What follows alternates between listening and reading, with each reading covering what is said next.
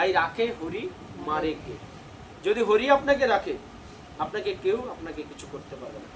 আবার মারে হরি, রাখে কে?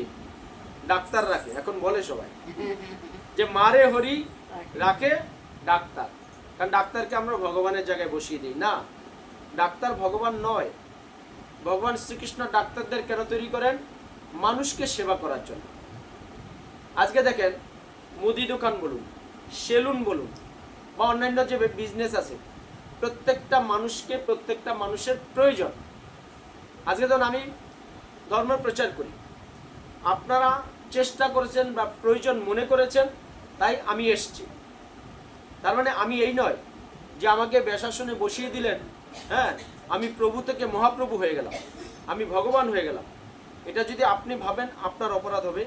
আর আমার মধ্যে যদি এই আমিত্ব আসে, আমার মধ্যে যদি সে অহংকারটা আসে, আমারও অপরাধ হবে।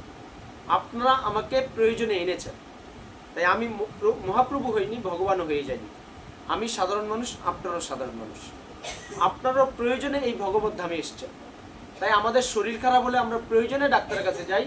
ডাক্তার কখনো ভগবানের আসনে বসাতে পারি না। কারণ কি? আপনার যখন চুলটা বড় হয়, আপনাকে সেলুনে যেতে হয়। তাহলে কি সেলুনওয়ালাকে আমি খারাপ ব্যবহার করব? তাকে ছোট ভাববো?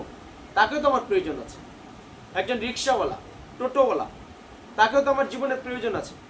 তাই আমরা মানুষকে সমজ্ঞানে, সমভাবে ভাবতে হবে।